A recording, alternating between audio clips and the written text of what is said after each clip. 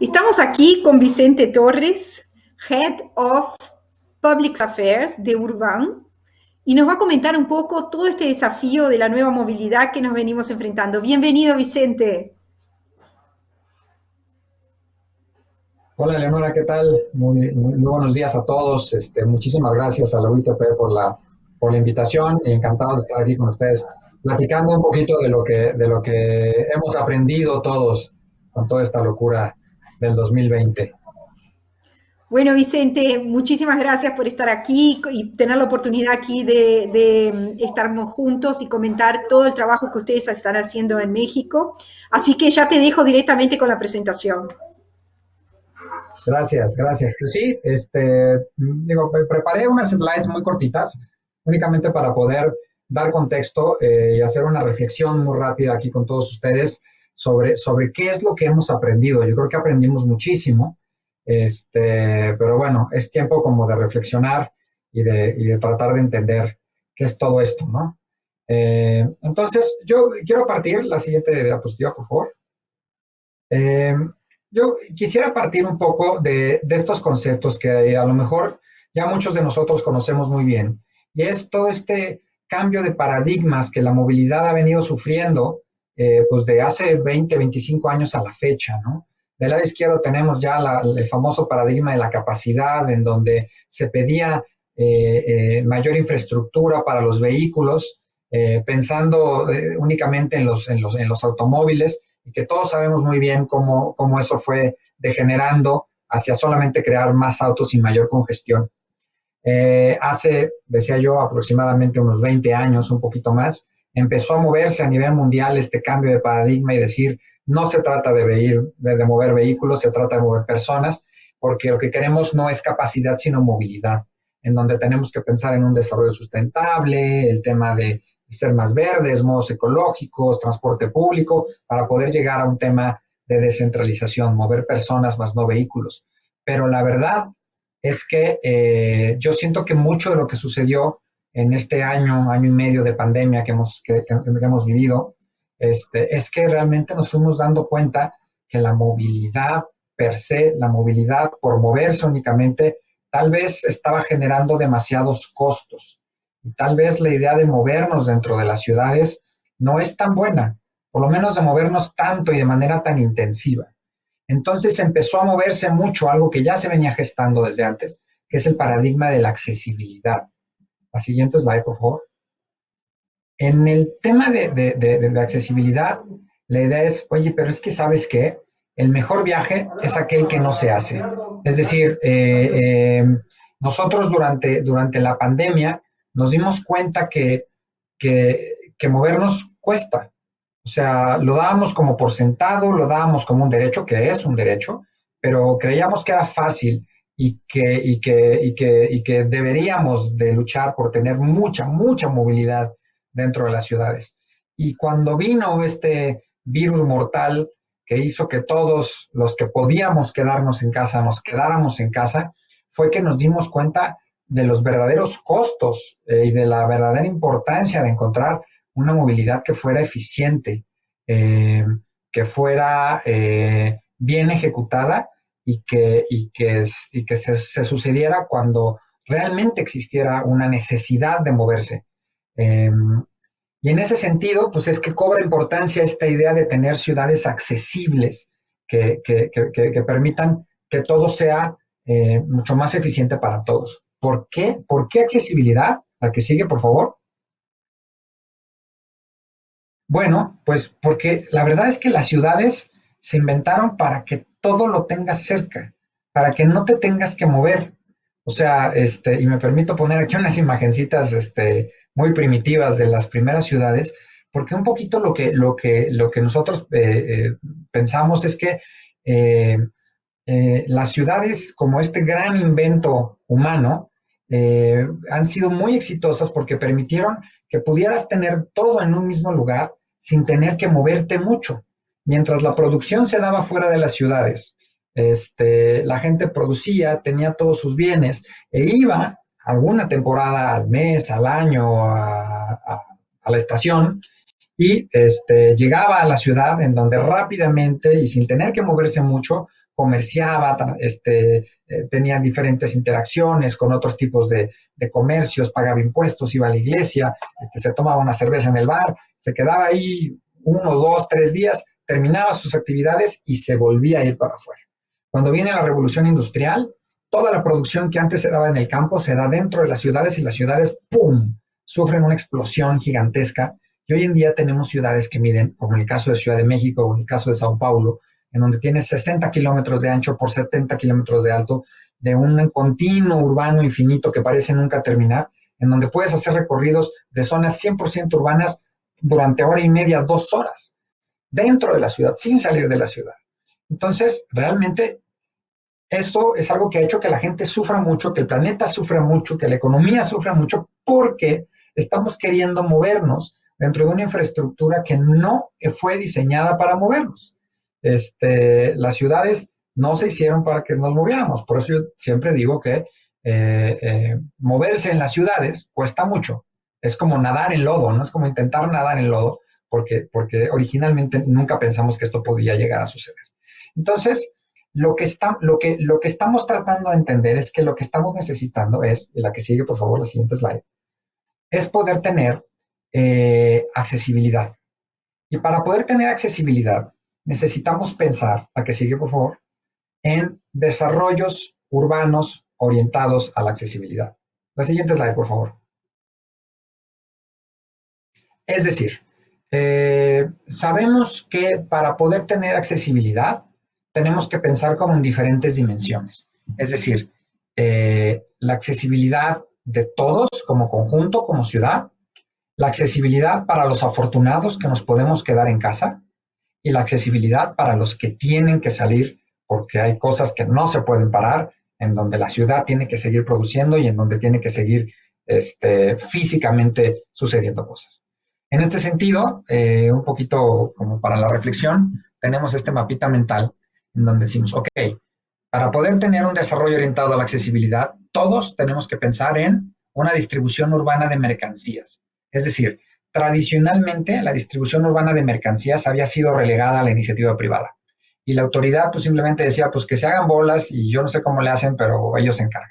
Y entonces teníamos a los grandes productores de mercancías, Coca-Cola, en fin, digo, no quiero incurrir muchas marcas, pero ellos se las ingeniaban y teníamos siempre en la esquina, en la tiendita de la esquina, en la bodeguita de la esquina, siempre teníamos todos estos productos. Bueno, cuando hablamos de accesibilidad, en donde no queremos que la gente se mueva mucho, entonces la distribución urbana de mercancías deja de ser un tema únicamente de la iniciativa privada y se vuelve un tema de política pública, un tema de interés público. Entonces, necesitamos todos pensar en mejorar la distribución urbana de mercancías.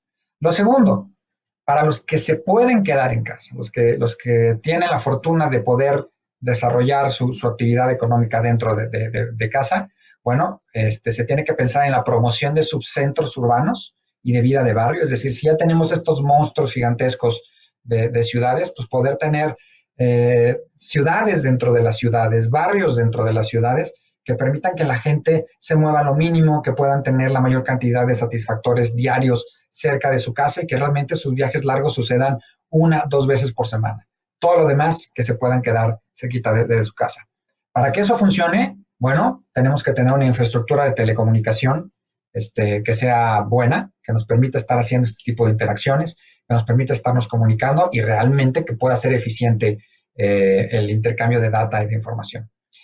Y finalmente, lo más difícil, lo que se tiene que lograr a más largo plazo, es trabajar en un sistema económico que permita estos desplazamientos cortos. O sea, hay que repensar por completo las ciudades en donde realmente entendamos que no está bien, no es normal, no podemos normalizar que la gente viaje 2, 3 horas diarias desde las afueras de las ciudades hacia los centros de desarrollo económico.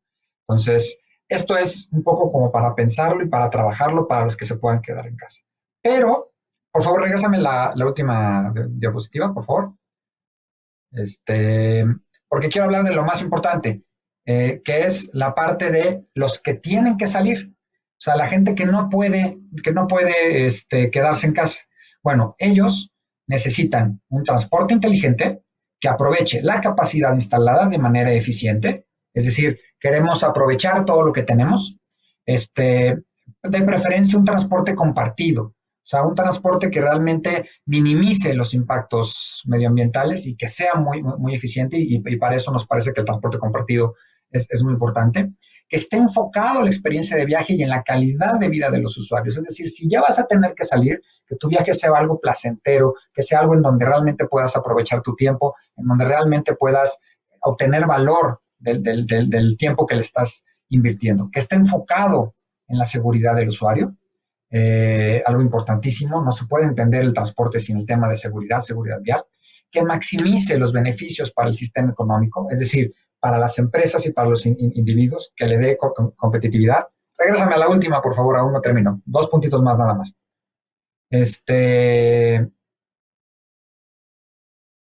Listo. Ay, uy, se nos fue otra vez. Que realmente le dé valor a los individuos, que le dé valor a las empresas, que sea flexible y que sea dinámico, que es de los puntos más importantes de los que podríamos hablar. O sea, un transporte que realmente pueda servir de ecualizador de estos grandes picos y valles de la demanda, con todo esto de la pandemia y de la gente repensando su movilidad. Todos los patrones de viaje cambiaron, entonces ya no tenemos estas grandes horas valle y horas pico, y los sistemas masivos están sufriendo mucho estos picos y valles. Entonces, un transporte compartido que sea flexible, que sea dinámico, que realmente pueda aportar valor en la calidad de vida de las personas y que ayude a ecualizar estos grandes picos y valles de la demanda. Esto es lo que nos quedamos como de reflexión y en lo que Urban está trabajando precisamente para poder complementar esta fotografía. Y con eso ahora sí ya terminé. Perdón por tantas idas y venidas en las slides. Bueno, Vicente, muchísimas gracias. Creo que quedó muy claro eso, bueno, toda la visión de ciudad y todos estos cambios que estamos sufriendo. Yo quería concentrarme un poco en el tema de ese viaje compartido, ¿no? Cuando decís no es posible y no será normal viajar 2 horas, realmente, ¿cómo vamos a seguir viajando 2 horas? Desde Urban Van, claro que vemos un cambio en la sociedad con todos los teles o los trabajos remotos. Como dijiste, van a haber actividades que nunca van a estar remotas y que las vamos a tener que seguir haciendo, pero una cantidad de ellas todavía va a seguir remota por un buen tiempo o permanecer, y vamos a tener tal vez nuevos viajes, ¿no? Viajes mucho más para otras actividades que no sea aquel viaje pendular de trabajo o escuela con horarios fijos. ¿Cómo ves que el viaje compartido, con esa flexibilidad que vamos a necesitar y que ya necesitamos, ¿no? Estamos en este momento necesitando muchísimo. ¿Cómo ves que este transporte on demand o on response, que digamos está respondiendo a la demanda mucho más que ofertando, ¿no? Que es un transporte un poco más inteligente, una operación, ¿cómo ves que se puede encajar incluso en toda la estructura que tenemos y que tal vez estructura legal y estructura de contratos que tenemos? ¿Cómo ves que esto puede complementar y pueden trabajar juntos en un transporte también estructural? ¿Cómo puede complementar el transporte estructural? Pues mira, un poquito lo que comentaba yo, ahorita tenemos como una base de gente que no puede parar de moverse y que siguen ocupando estos patrones clásicos de picos y valles. Pero en realidad hay otro sector muy importante que también solía usar el transporte público masivo de manera rutinaria y que ahora lo ha dejado de hacer. Y que va a ser así ya no en el corto plazo, sino en el mediano y hasta largo plazo. O sea, por ejemplo, yo hoy estoy en la oficina, pero es el único día a la semana en el que voy a la oficina. El resto estoy en casa. Y un día que salgo, planifico muy bien qué voy a hacer y planifico muy bien cómo me voy a mover y busco como el mayor valor para mi calidad de vida y para mis desplazamientos y para mi agenda, la manera en la que me muevo. Todo esto ha hecho que el sistema esté muy estresado, porque entonces estos grandes sistemas de transporte masivo, que son muy fijos en su oferta, lo máximo que pueden hacer es meter trenes más largos, meter camiones más cortos, dar mayor frecuencia o algo así, pero no se pueden salir de confinado. Y eso los hace sufrir mucho cuando tienen picos y valles. Entonces, estos sistemas de transporte on demand ayudan mucho a mitigar estos grandes picos, ayudan mucho a realmente encontrar esta demanda caprichosa que ahora la piensa dos veces, que ahora es muy específica en su solicitud de viajes, que tiene una demanda por calidad, también muy importante, ¿no? Porque también es mucha gente que prefiere no sacar el coche, y tener como la mejor experiencia. Entonces, toda esta coordinación entre cómo te llevo y cómo te ayudo a aliviar este gran valle o este gran pico durante estas horas difíciles, me parece que ese es uno de los puntos de mayor valor, más interesantes que pueden existir. Y bueno, yo creo que regulatoriamente y administrativamente, creo que solamente es cuestión de entender, como siempre ha sucedido, estas nuevas tecnologías, estas nuevas capacidades, aprovechar lo mejor de esta nueva posibilidad para que el sistema como tal funcione mejor. O sea, sí, un grave error resulta cuando alguien empieza a ver las cosas de manera aislada, ¿no? El sistema metro, el sistema BRT, el sistema vial. No, es uno solo. Una ciudad, un sistema. Entonces, ¿cómo estas nuevas ofertas, estos nuevos modos pueden sumar al todo y pueden juntos trabajar en el beneficio de los ciudadanos, ¿no? Entonces, administrativa y regulatoriamente así se tiene que entender también.